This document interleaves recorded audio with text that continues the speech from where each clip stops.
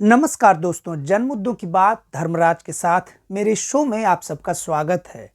पंजाब के किसान दिल्ली आना चाहते हैं, लेकिन भारत सरकार अपने ही देश के एक राज्य के किसानों को दिल्ली न आने देने के लिए वो सारे हथकंडे अपना रही है, जिससे सीधा सीधा ये पता चल रहा है कि भारत में सरकार तो है, लेकिन लोकतंत्र नहीं है, कानून नहीं है, तानाशाही है। जहां पर भारत के किसानों के बेटे को अपनी बात सरकार तक पहुंचाने के लिए गोली खाना पड़ता है। और इंडियन नेशनल कांग्रेस के पेज पर एक किसान आए हैं और वो कह रहे हैं कि कैसे एक किसान युवक की हत्या हो गई, वो गोली लगकर हत्या हो गई।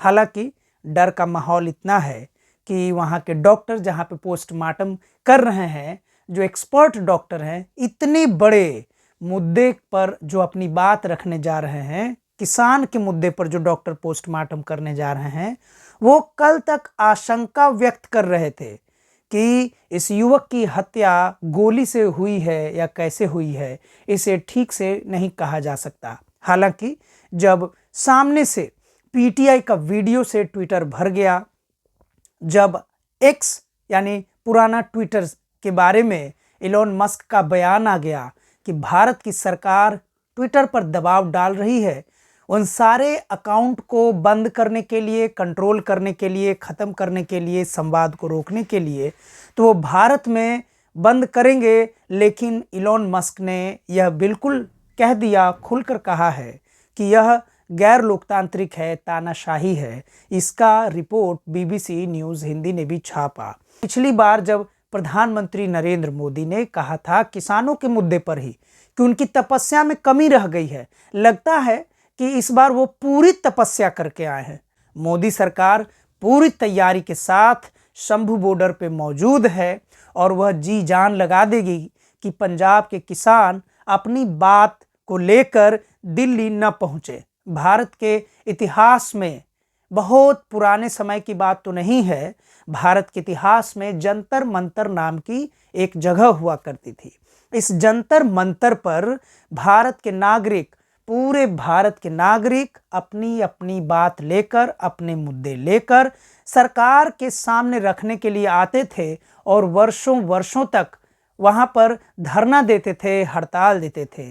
कभी वह विरोध बड़ा होता था, कभी छोटा होता था, लेकिन भारत की पुरानी सरकारें यह सुनिश्चित करती थीं कि भारत के किसी भी नागरिक को अपनी बात सरकार तक पहुंचानी है तो कम से कम एक ऐसा जगह तो है दिल्ली में, भारत की राजधानी में, संसद के बिल्कुल पास, जहां से संसद पैदल जाया जा सकता है या जंतर मंतर से संसद पैदल पहुंचा जा सकता है, कि वहां पर भारत के नागरिक, समूह, राजनीतिक दल और अलग अलग सामाजिक राजनीतिक दल आते थे, अपनी बात करते थे।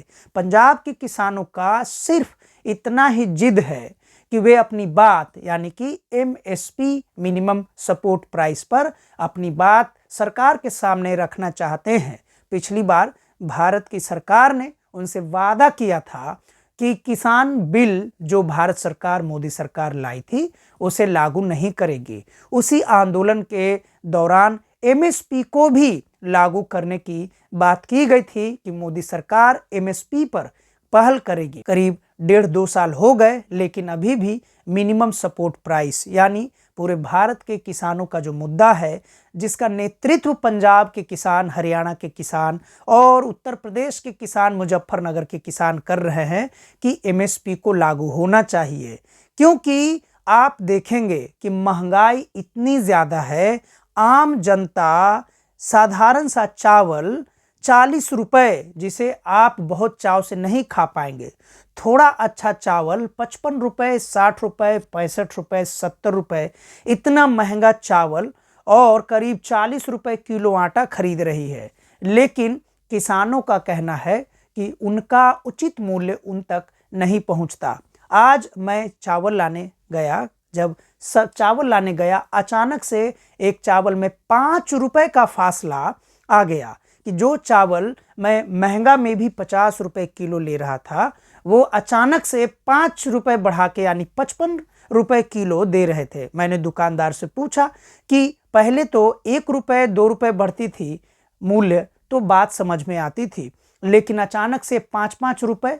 तो दुकानदार ने कहा, सीधा सीधा कहा कि सर आपको पता नहीं है, जो इलायची 3-4 महीने पहले करीब 700-800 रुपए किलो थी, आज उसमें 500 रुपए का बढ़ोतरी हो गया है और इलायची 1300 रुपए किलो मिल रही है। इलायची जैसे जो गरम मसाले हैं, चूँकि हम थोक भाव में नहीं खरीदते और बहुत सारे लोग जो मजदूरी करने के लिए, हमारे जैसे लोग जो अलग अलग राज्यों से आके अलग अलग राज्यों में जीवन बसर करने के लिए मेहनत करते हैं, वो इलायची, बड़ा बादाम और गरम मसालों के मूल्य को कितना बढ़ोतरी है उसे सीधा सीधा महसूस नहीं कर पाते हैं। लेकिन आटा, चावल, सब्जी, ये तो रोज़मर्रा की बातें हैं। हाल में ही जो आपने देखा होगा कि लहसुन 500 रुपए किलो हो गया था। मैं इसी दिल्ली की बात कर रहा हूँ, जहाँ पर दिल्ली में शुक्रवार की मंडी लगती है, रविवार की मंडी लगती है, बुधवार की मंडी लगती है।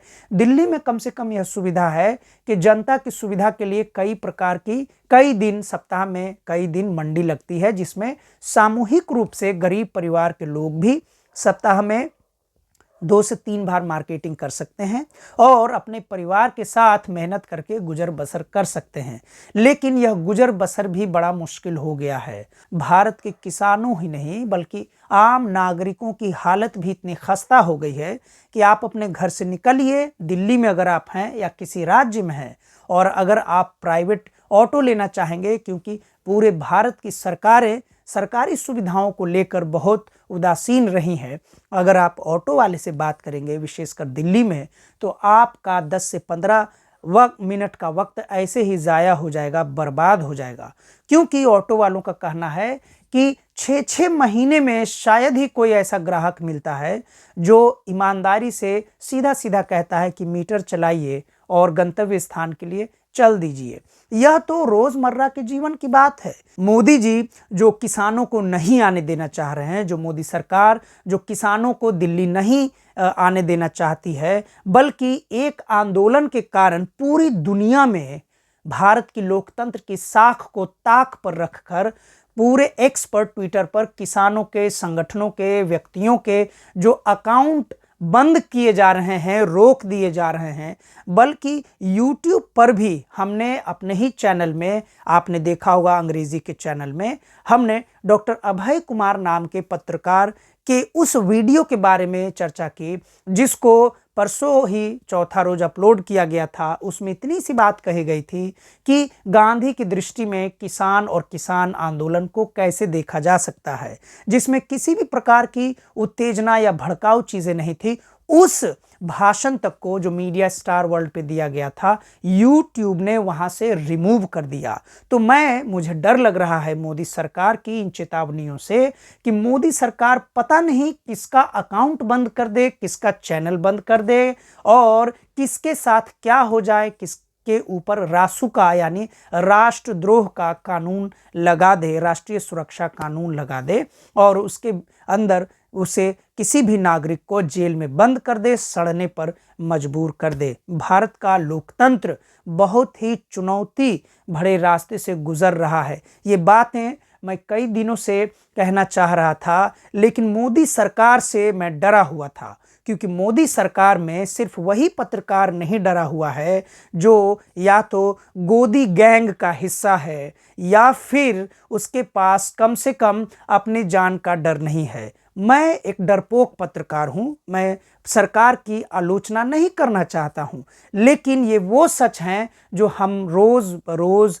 सामना कर रहे हैं। क्योंकि आप जानते हैं कि जब से किसान आंदोलन हो रहे हैं, दिल्ली के बहुत सारे लोग जो गुड़गांव, गाजियाबाद, नोएडा की तरफ नौकरी करने जाते हैं कि उन्हें परेशानी होनी पड़ती है, क्योंकि किस दिन सरकार, ट्रैफिक पुलिस किस दिन रोड बदल दे, किधर से अचानक कह दे, और कहीं एम्बुलेंस में मरीज हो और उसे कहीं जाना हो तो आप तो उनके भय का, उनके डर की कल्पना भी नहीं कर सकते हैं। इसीलिए अगर आप भारत के लोकतंत्र पर पैनी नजर डालेंगे तो आपको समझ में आएगा कि अगर आप किसान आंदोलन पर बात ना भी करना चाहें तो आपको भूख लगेगी तो आप खाना खरीदने जाएंगे और चावल आटा सब्जी खरीदने जाएंगे। जब सब्जी वाला आपको 250 रुपये पौआ लहसुन देगा, जब आपको 60 रुपये किलो साधारण चावल मिलेगा, जब आपको 48 रुपये किलो आटा मिलेगा, तो खुद ब खुद आपके जहन में ये बात एक बार ज़रूर जाएगी कि किसान कैसे कह रहे हैं कि एमएसपी लागू नहीं है और उन्हें कोई भी फ़ायदा नहीं होता। हमारे दुकानदार ने तो सीधा सीधा यही कहा कि सर, हम आपको ठग नहीं रहे हैं, हमें भी इसी अनुपात में सामान मिलता है। और किसान उधर आंदोलन कर रहे हैं कि उन्हें पैसे नहीं मिलते। तो बात साफ है कि किसान भी गलत नहीं है और मैं भी गलत नहीं हूं, आप भी गलत नहीं है। सीधा मतलब है कि जनता के पैसे किसानों तक पहुंचने की बजाय बीच में ही कहीं चली जाती है। इस बीच का हवाला तो आप जानते ही हैं कि फार्म लॉज यानी कृषि बिल के 3 कानून, 3 फार्म लॉज जो पिछली बार आए थे, जिसके कारण पूरे देश के किसान सड़कों पर 1.5 साल करीब आंदोलन किए और 700 किसान युवकों ने अपनी जान आंदोलन में गंवा दी, शहीद हो गए। भारत के किसान आंदोलन के लिए लड़ते हुए उन 700 जवानों पर, 700 युवकों की जान पर कोई भी माफ़ी किसी भी सरकार ने नहीं मांगी। किसी सरकार ने कोई जिम्मेदारी, मोदी सरकार ने जिम्मेदारी नहीं ली, बल्कि प्रधानमंत्री नरेंद्र मोदी ने सिर्फ इतना कहा कि तपस्या में कमी रह गई है। लेकिन इस बार किसान आंदोलन को जिस तैयारी से, जिस मुस्तैदी से कुचला जा रहा है, लगता है कि मोदी सरकार की तपस्या इस बार सफल रही है। मोदी सरकार पूरी मुस्तैदी से,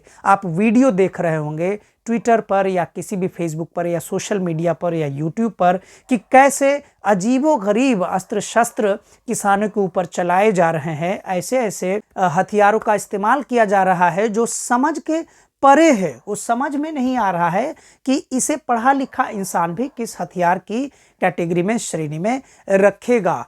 इस वक्त तो वो जनता ही समझती होगी कि उन्हें किसानों को, जैसे गोदी मीडिया के पत्रकार किसानों को आतंकवादी, खालिस्तानी, पता नहीं क्या क्या कह रहे हैं, उन्हें, आम आदमी को, किसानों को गाली देना है या अपने सरकार से सवाल पूछना है।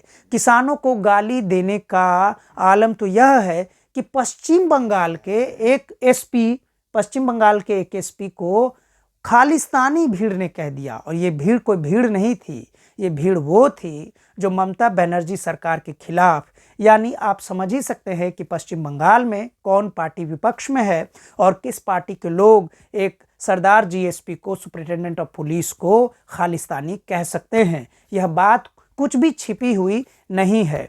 सरकार रहे या बदले, जनता यहीं रहेगी, सरकारें यहीं रहेंगी। लेकिन इतना तो तय है कि अगर भारत की सरकारें इसी तरीके से आवारा रहेंगी और रोज़मर्रा की चीज़ों पर ध्यान नहीं देंगी, तो वो दिन दूर नहीं है जब भारत का लोकतंत्र धीरे धीरे कमज़ोर हो जाएगा।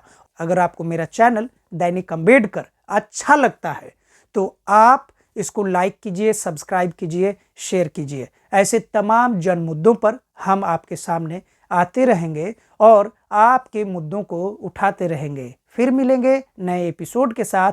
तब तक के लिए शुक्रिया, धन्यवाद।